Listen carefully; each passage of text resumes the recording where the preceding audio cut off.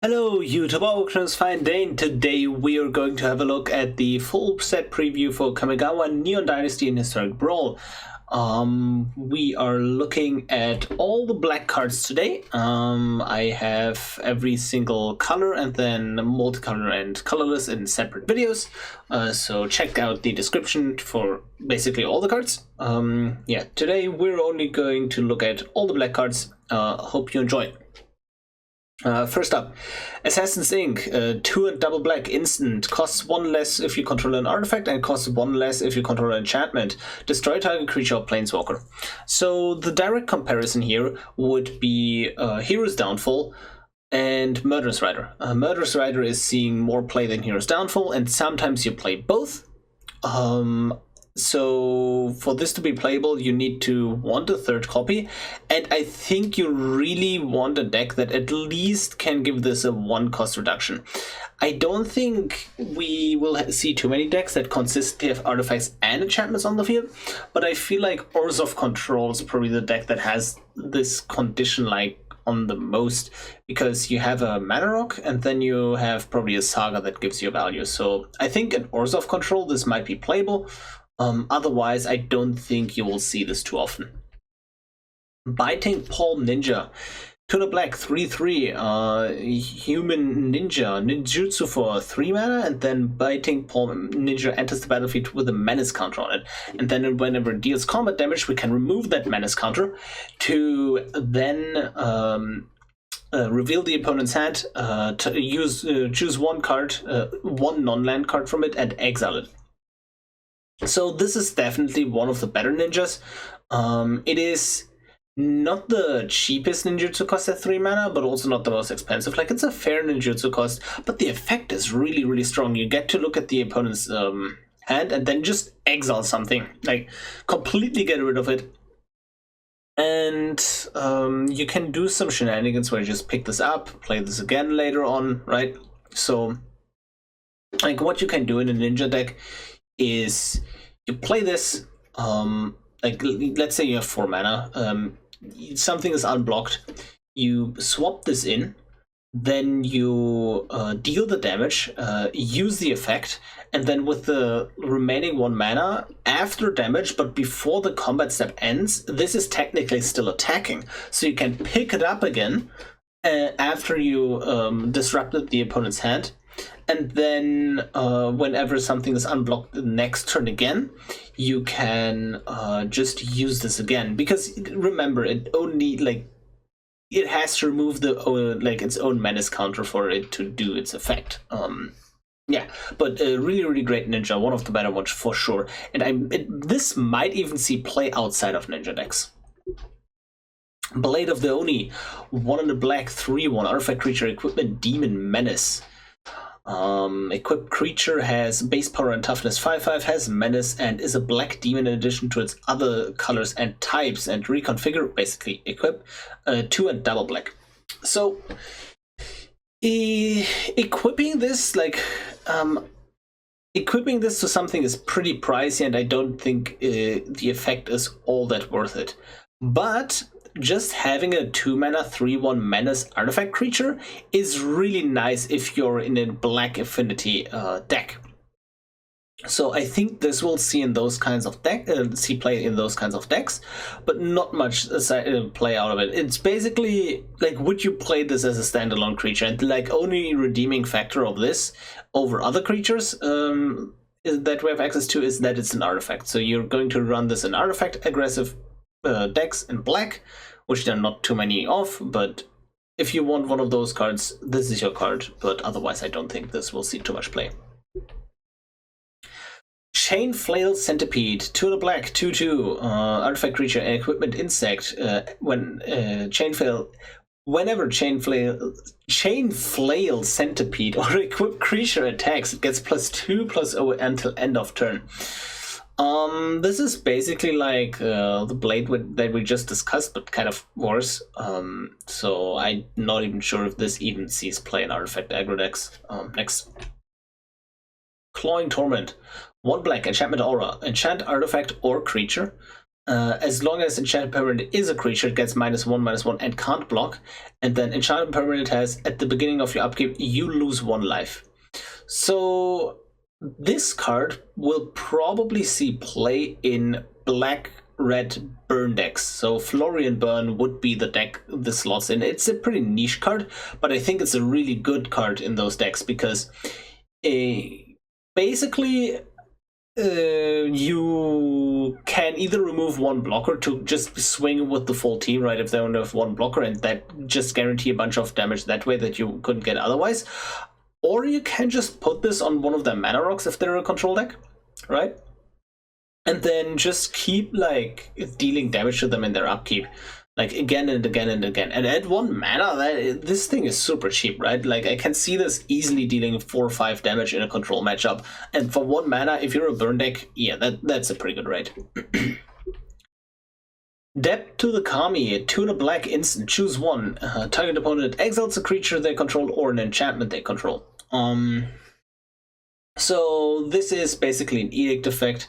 For 3 mana, edicts are kind of not playable. We have a lot of like good edicts at 2 mana, and the additional upside of being able to like edict an enchantment away, I don't think is worth it. So not going to see play. Dockside Chef. 1 black, 1/2 enchantment creature, human citizen, 1 in a black, sacrifice an artifact or creature, draw a card. 2 mana to draw a card and sacrifice something is always a bit pricey. For 1 mana like that would be the real deal, but 2 mana is kind of pricey. But I do see this being played as something like Jadar, where this is your 1-drop, then you play Jadar on 2, and now you can just repeatedly sacrifice a zombie. So I think this will see play in those decks. Also, black enchantment, like we don't really have black enchantment themes, so I'm not sure how valuable this is as an enchantment. But I think it will see play in some sacrifice strategies. At the bottom line for sacrifice decks, this is just a 1 mana creature that you can sacrifice away if you don't need it anymore, right? So it's pretty nice for those decks. Dokuchi Shadow Walkers, 4 in double black, 5/5, creature ogre ninja, ninjutsu for 4 mana. Yeah, ninjutsu for 4 is extremely costly.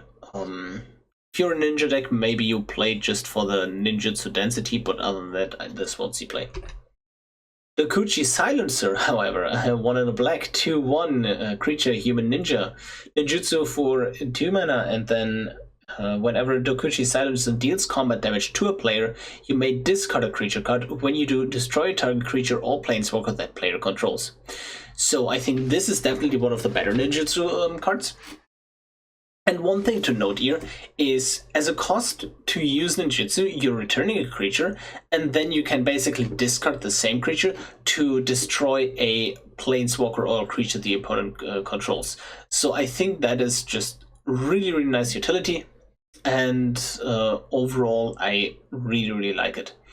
One thing to note, I think you can change targets with ninjutsu, what you're attacking. So let's say the opponent's planeswalker is at 2 loyalty. You're attacking the opponent's planeswalker with a 2/2 and a 1/1. Then they're going to block the 2/2 if they have 1 blocker. And then they're like, okay, sure, my planeswalker lives at 1. Sure, nice, right? And then you ninjutsu this in, and then you instead attack their face, because this is a new attacking creature. And then you hit them and then destroy the planeswalker instead. So you can do some cool jukes with that. And I really enjoy this. So yeah. Like just the 2 mana 2/1 ninjutsu 2 is already like decent for ninja decks, and this effect makes it, you know, playable and good and nice. Enormous Energy Blade, 2 in a black, artifact equipment, equipped creature gets +4/+0. Whenever it becomes attached to a creature, tap that creature equipped to. I think that's too expensive for the effect. The problem is, if you're investing that much mana, I usually like in equipment decks, I really like to have toughness on my creatures so they just don't, you know, die. Like if you're equipping a low-cost creature, then it's like a like it's a 21 and then just gets jumped by a 1/1 and dies, and that's not, you know. So some toughness is always nice. This doesn't give that, and I think it's a bit overpriced. Go Shintai of Hidden Cruelty, 3 in a black, 2/2, legendary enchantment creature shrine. Death Touch. At the beginning of your end step, you may pay 1. When you do destroy a creature with toughness X or less, where X is the number of shrines you control. Yeah, this is the black shrine that we're getting this time around. And I think, like, apart from, you know, just having the type shrine, which is always a valuable thing to have, I'm not even sure if we're at a point where we can even choose which shrines to run, but I'm like, this is kind of on the fence, right? This is a shrine that is really not good as a first or maybe a second shrine. You really want to play this as your third or fourth shrine, and at that point, do you really need it, right? So I'm not too sure this is one of the better shrines this set. Like, I think this is not that great. But the effect can just, like, it can do some things for sure. Gravelighter, Tuna black, 2/2, creature spirit flying. Whenever Gravelighter enters the battlefield, draw a card if a creature died this turn. Otherwise, each player sacrifices a creature. So this is the classic 3-mana creature in black that makes both players edict, and then you can sacrifice itself, basically.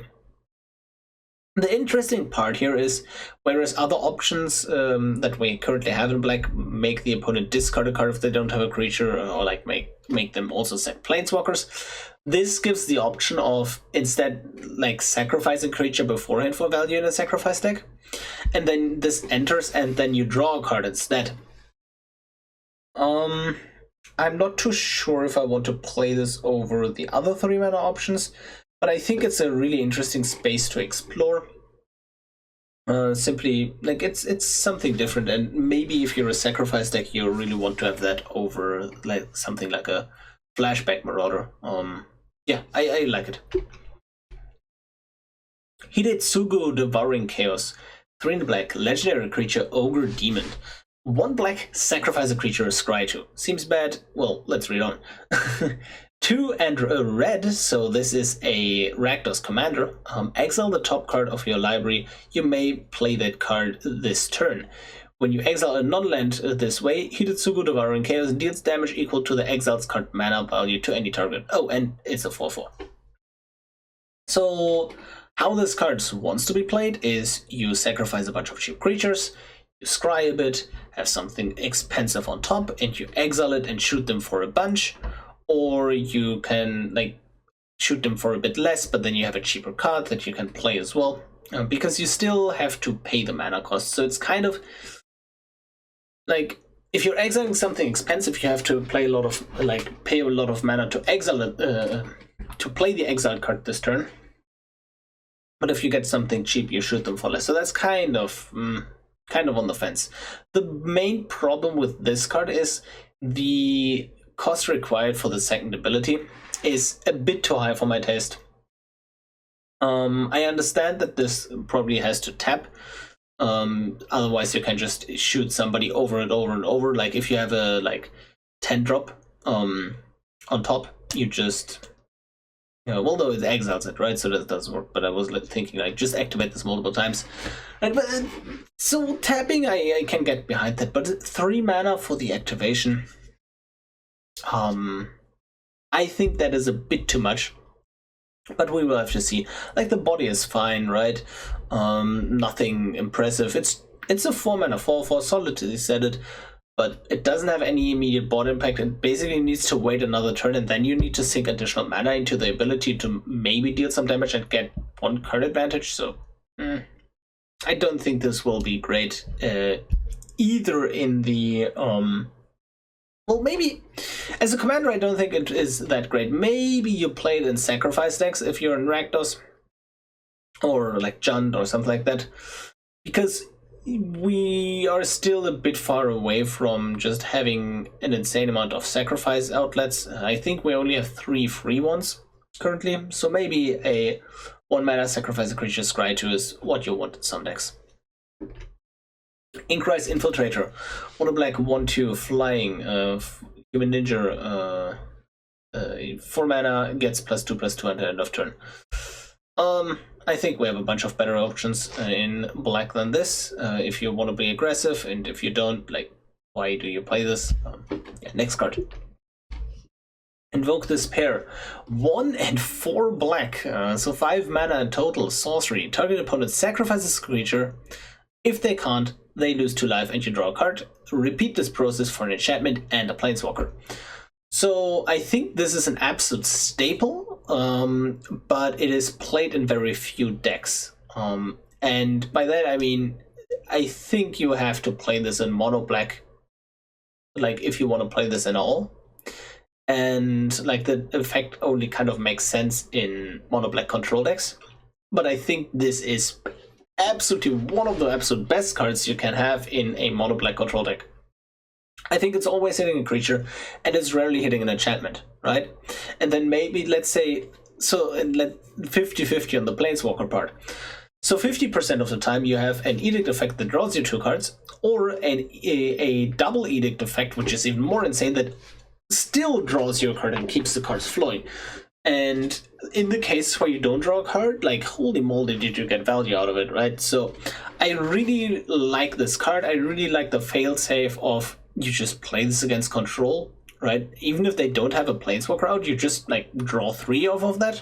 I think that's perfectly serviceable. And I really like how this card is going to play out. Yeah, I think if you're in mono black control, this is absolutely craft for you. Otherwise, probably not. Junjie the Midnight Sky. Another dragon here.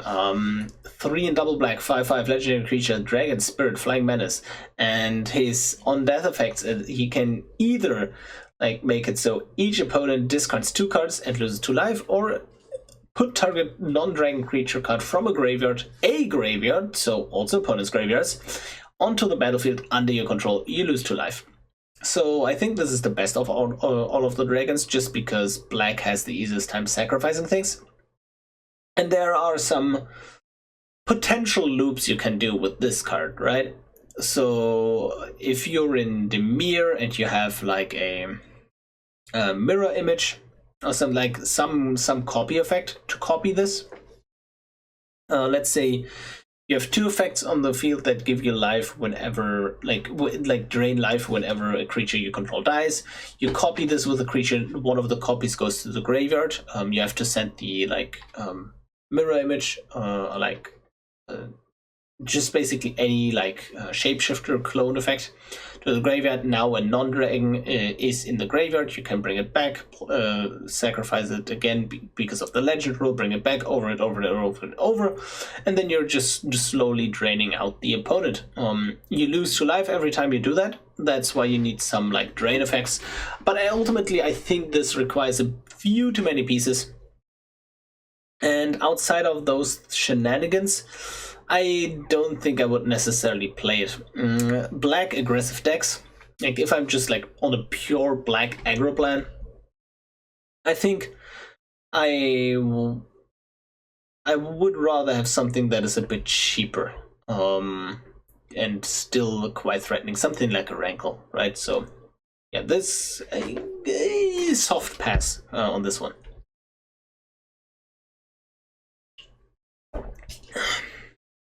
Let's see. Kaito's Pursuit. Tuna black, sorcery. Target player discards 2 cards, and then ninjas and rogues you control gain menace until end of turn. This is the Mind Rot of the set, and Mind Rot is not playable, so next. Kami of Restless Shadow. For the black 3/3 creature spirit. Kami of Restless Shadow enters the battlefield, choose 1. Return up to 1 target ninja or rogue creature from your graveyard to your hand. Put target creature card from your graveyard on top of your library. This is basically a worse Gravedigger. We also have a changeling version of Gravedigger. Both don't really see play, so next card. Kami of Terrible Secrets, 3 in black, 3/4 creature spirit. Enters the battlefield. If you control an artifact and an enchantment, you draw a card and you gain 1 life. I don't think this would even be playable, even without the condition that you have to have an artifact and an enchantment on the field, so that's a no for me. Leech Gauntlet. One of the black, 2/2 Lifelink. Equipped creature has Lifelink. Reconfigure 4. I think this is like a decent card in like artifact decks if you are into that and looking into going into that in black. Because a 2-mana 2/2 artifact creature with some upside, like Lifelink in black, is kind of gives you a resource that you can actually use in black, because in black also has a lot of ways of paying life and then eventually you run out of life. So I think the Lifelink is not completely like awful. And there are some shenanigans you can do with giving creatures Lifelink. Like when they deal damage to the opponent's face or something like that, they triggers Lifelink off of that. So there are some cool things you can do with that, but ultimately I think this is a bit too expensive, and the like 2-mana 2/2 stat line is a bit too vanilla. Lethal Exploit.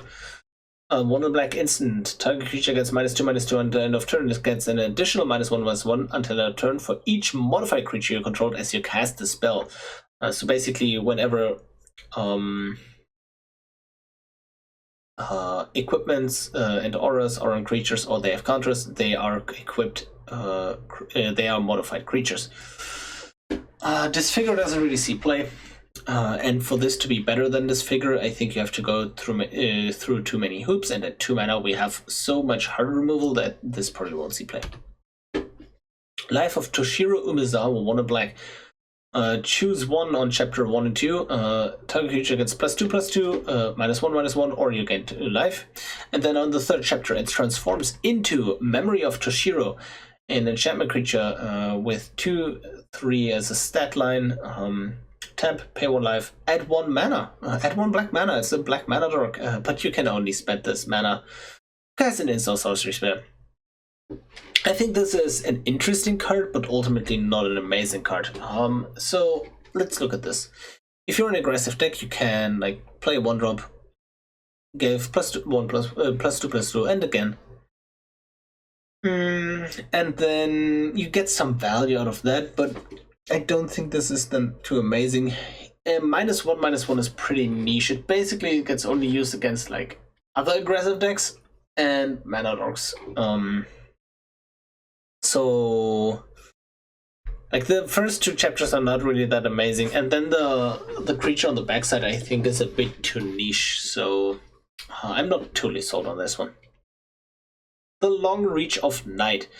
3 in black. Each opponent sacrifices a creature unless they discard a card for the first 2 chapters. And then the 3rd chapter transforms into Animus of Night's Reach. A Menace 0/4 creature with whenever it attacks, it gets +X+0, where X is the number of creature cards in defending player's graveyard. The big problem is we're not even guaranteed that the opponent has creatures in their graveyard, so this might as well be an 0/4 in a lot of situations where you want this to actually deal damage. So on that one. And then if we go back, it generates us a bit of value obviously by letting them like go down in cards, but ultimately I think it's too slow. So yeah, next. Malicious Malfunction. 1 and double black sorcery. All creatures get -2/-2 on the end of turn. If a creature would die this turn, exile it instead. We have effects like these already. None of them see play, so I doubt this one will. March of Wretched Sorrow. Axe in black. Instant. As an additional cost to cast a spell, you may exile any number of black cards from your hand. The spell costs 2 less to cast for each card exiled this way. And then March of Wretched Sorrow deals X damage to target creature or planeswalker, and you gain X life. This is basically a version of the white one. And I'm like the thing with the March cycle, to utilize their like first line, you really have to be in monocolored or maybe dual colored to utilize it.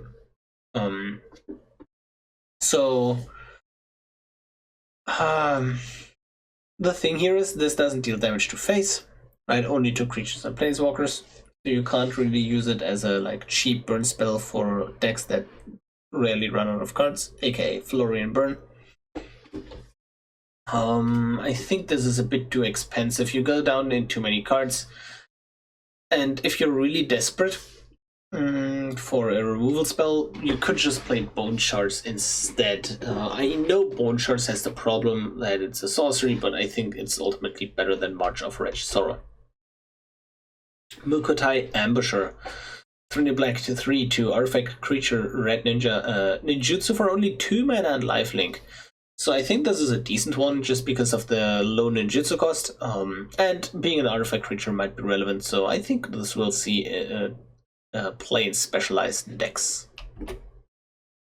Mukotai Soulripper. 1 black.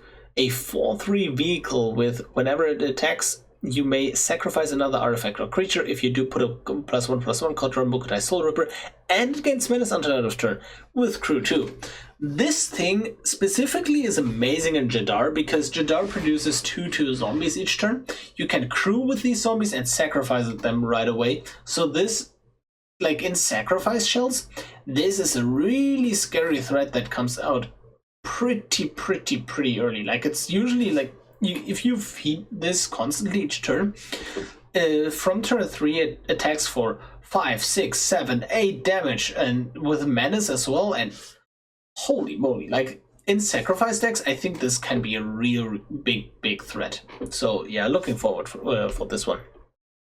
Also, the thing here is sacrifice decks, if they get wiped, you're kind of sad. But this is a vehicle, this is not a creature, so it's, you know, safe from board wipes, and yeah, this is pretty good against control for sacrifice decks. Nashi Moonsage Scion. 1 double black 3/2 legendary creature red ninja ninjutsu for 4 mana, so pretty pricey. But whenever it deals combat damage to a player, exile the top card of each player's library. Until end of turn, I can choose one of those cards, and then I can cast it and pay life instead of mana cost. So this is like a mini Bolas's Citadel, basically. The thing here is Ninjutsu 4 is really pricey. If we have more ways that we manipulate the top of our deck, this might see like play in some black decks. I mean, it's obviously seeing play in blue-black ninjas probably. But outside of that, I don't see this happening too much. As a commander, it's pretty awkward because you can't ninjutsu from the command zone, so it's pretty dead there. So yeah, I'm not too high on this card. Misumi Blade Blesser, 2 and a black 3/2 creature red samurai. Has Death Touch as long as you control an artifact, and has Menace as long as you control an enchantment. Let's say I always control an artifact and an enchantment. I probably wouldn't play it. Next. Misumi Prowler, 1 and a black 3/1 artifact creature red ninja ninjutsu for 1 and a black, and then when it enters the battlefield, target creature control gains Death Touch and Lifelink at the end of turn. This is definitely a really nice card. I talked about this earlier. If you're like a black aggressive artifact deck, just a 2 mana 3/1 artifact creature might be what you want, and you don't care about anything else really. But this has something else, and let's say you attack with 2 1/1s, they block one of them. Now the other one gets swapped out for the Misumi Prowler, gives the blocked one Death Touch and Lifelink. Now the creatures trade, and that is a bunch of nice value. The thing is, you are not guaranteed that the opponent has creatures, but I think the failsafe of this card against like controllers, it's a pretty decent body still, and I think it will see some play. Okiba Raid. 1 black enchantment. Each opponent loses 1 life and you gain 1 life for the first 2 chapters, and then it transforms into Misumi Road Captain, a Menace creature with vehicles you control have Menace. The vehicles your controls have Menace part, I think, is completely irrelevant for this format, and we are not looking into that any further. The thing is, this is a 1 mana 2/2 with Menace eventually. Although it takes some time to actually attack, because if you transform it on the 3rd chapter, it can't immediately attack. But even the just like the failsafe of 1 mana, deal 2 to the opponent, and you gain 2 life is great for black burn decks. I feel like those decks really get some nice cards in the set, and yeah, that's probably the deck for Okiba Raid. Okiba Salvage, 4 and a black sorcery, return target creature or vehicle card from your graveyard to the battlefield, and we can put 2+1/+1 counters on that permanent if you control an artifact and an enchantment.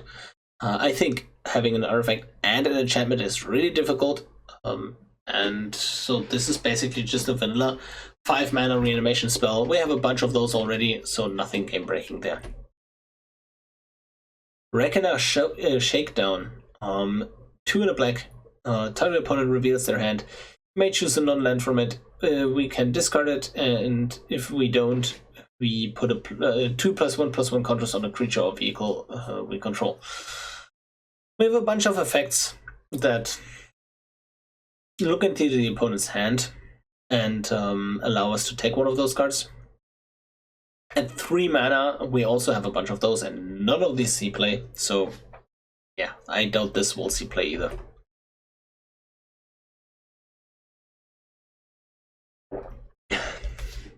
Reckoner's Bargain, 1 and black instant. As an additional cost to cast a spell, sacrifice an artifact or creature. You gain life equal to the sacrifice permanent savannah value, draw 2 cards. So this is basically an upgraded version of, like, we have an excellent card that does basically the same without getting the life. And basically whenever you play that card, you play the Reckoner's Bargain now as well. Maybe you want to have an additional copy. So I think that is pretty nice. I think the big value here is, like, if you're just a pure creature sacrifice deck, then you have a bunch of ways of sacrificing your creatures. But if you're a black deck that wants to sacrifice their artifacts, you don't have too many ways of doing that, and this will just really like help you get the critical mass of those effects. So pretty nice card. Return to actions, 1 and black, instant. At the end of turn, target creature gets +1/+0, gains lifelink, and when it dies, return to battlefield tapped under the owner's control.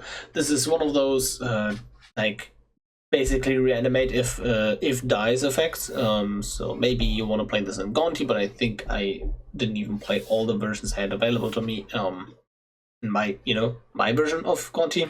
So probably wouldn't play it there. And I don't think I would play it in any other deck. Yep. Next card. Soul Transfer. 1 and double black. Sorcery. Choose 1. And if I control an artifact and an enchantment, again, hard condition, as you cast the spell, you may choose both. Exile target creature or planeswalker, and then return target creature or planeswalkers from your graveyard to your hand. So the effect itself, if we can get it off, is phenomenal. The bottom line is pretty decent at exiling a creature or a planeswalker. Ultimately, the only reason why I think this is not a really great card for certain decks is because it's a sorcery. And being a sorcery, I feel like, again, Orders of Control is probably the deck that can trigger this artifact enchantment condition the easiest out of the current decks, and if you don't specifically go out of your way for these effects, right? And yeah, being a sorcery is kinda annoying. But other than that, like, you can get some sick value out of this. So yeah, probably maybe. Oh my god. Yeah, gotta read a lot on that one. Okay, let's do it. Tatsunari Toad Rider, 2 and a black, 3/3 legendary creature, human ninja. Whenever we cast an enchantment spell, we don't control the creature named Kaimi. Create Kaimi, a legendary 3/3 black and green frog token creature with, whenever you cast an enchantment spell, each opponent loses 1 life and you gain 1 life. And then 1 and then either green or blue. It and target frog, so probably the token, can't be blocked this turn except by creatures with flying and reach. So you're not going to see this in a lot of 99s, because this has 3 color identities. As a commander, I have absolutely no idea. I think this is garbage. but I wouldn't be surprised if there was like a decent deck with it or something interesting. But I think this is pretty bad. Like, I'm just not sure what direction we take this in, because like it's whenever we cast an enchantment spell, so oh yeah, it's like soul tie enchantments, which is like a weird theme, right? But then we kind of get punished by, it's like the payoff for playing a lot of enchantments is not really there. It's like drain the opponent for 1, which is really not that much. And then just like making the token and then Tatsunari harder to block, I also kind of don't get. Like, it's okay, I guess. But ultimately, I think this is a pretty bad card. Tribute to Horobi, 1 and black. First 2 chapters. Each opponent creates a 1/1 black red rogue creature token and then transforms into Echo of Death's Wail. Flying Haze enters the battlefield, gain control of all red tokens. Whenever it attacks, you may sacrifice another creature. If you do, draw a card. I think this is a great card. Just for like just by existing, because we currently have very few effects that can give the opponent creatures, and maybe in the future we will have a deck that can just benefits a lot from giving the opponents more and more creatures, and this will see definitely play in one of those decks. Until then, for 2 mana, you are getting a delayed 3/3 flying Haster, so this transforms and can immediately attack. And then, if the reds haven't died yet, we're grabbing them, right? They're probably attacked by with them at this point, so we kind of use like, this is basically like deals like 3 damage to us as well. And then we get the reds, and then we can sacrifice them to draw cards, and I think that is just decent value. So I think this is just a nice card in like sacrifice decks. But I like it will really shine when we finally have a deck that just gives the opponent a bunch of creatures and then gets value off of that. Twisted Embrace, Tuna double black, enchantment aura, enchant artifact or creature you control, enters the battlefield, destroy target creature or planeswalker an opponent controls.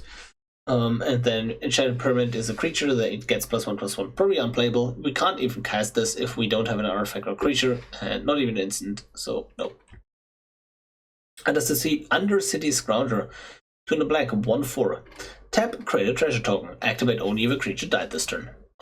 So another card for the black artifact decks, and it can create more and more artifacts, which I think is just great, great stuff. But we can only activate it if a creature died this turn, which is usually not that hard in like black-based artifact decks, because you have some like artifact sacrifice ability. But I think the main problem of this card is it's a 3 mana 1/4. Like, it doesn't really do anything to the board. So probably no, maybe. Unforgiving 1. Tuna black, creature spirit menace, 2/3. Whenever it attacks, return to a creature card with mana value X or less from the graveyard to the battlefield, where X is the number of modified creatures we control. I think it's pretty hard to modify creatures in black. Currently thinking like maybe if you have an Ornithopter, you can keep bringing that back, sacrificing that over and over. But I think this is a bit slow. So nope. Iris Beetle, 1 and black, 1/1 artifact creature. Whenever it enters the battlefield, each opponent discards a card. So this is one of those classic 2 mana 1/1 creatures that basically make the opponent go -1. So nothing to see here. Maybe if you want to have this as an artifact, nice. Otherwise, no. You are already dead. Omae wa mou shinderu. Or something like that, right? 1 black instant, destroy target creature that was dealt damage this turn, draw a card. So this is probably amazing in something like a Judith deck. Like it's a 1 mana cantrip that if something was dealt damage, you know, cantrip away and You just kill something. Notably, we cannot cast this if there is not a creature on the battlefield that was dealt damage this turn, because we have to actually target the creature to put the spell on the stack. So we can't just play this if we need like a black cantrip for certain decks, which is kind of sad. I would have loved to have that, but oh well. Yeah, it's probably going like the main problem of this is we can't just use this if we don't have a target, and there are decks out there that just don't give us a target, so that's kind of awkward. For the last card, Takenuma, Abandoned Mire, legendary land, tap, add 1 black, channel 3 and a black, discard Takenuma, Abandoned Mire, mill 3 cards, then return a creature or planeswalker card from your graveyard to your hand. This ability costs 1 less to activate for each legendary creature you control.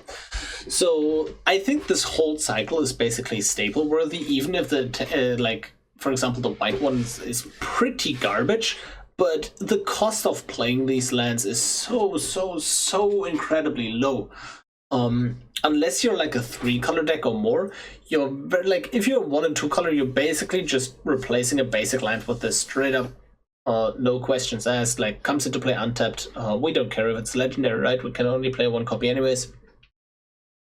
And being a legendary is also just a huge upside for certain decks, something like a say for the green and white ones. Then we have Kethis, right, that really likes his legendary, who really likes his legendary lands, and we currently don't get punished enough for just jamming our deck full with non-basics. So this is an absolute staple, and this effect is even really good. And the one deck that really loves this effect is the Gitrog monster, because this discards itself as a cost, and then we can return and then we mill 3 as an effect, right? And then return a creature or planeswalker from the graveyard to hand. The big thing here is whenever a land enters the battlefield from anywhere with Gitrog, we draw a card, but it's 1 or more lands, right? So if we like Scapeshift, we still only draw 1 card. But this is basically 2 different instances of that. So we can discard this as a cost, trigger Gitrog, use the effect, trigger Gitrog again by milling a land. So this is just insane value in Gitrog specifically, and even outside of that, that is just like a really nice card to have. So yeah, absolute staple here. Overall, if you enjoyed this review, just leave me like, comment, subscribe, all the fun stuff, and stay tuned for the next one. So until next time, until the next review, have fun.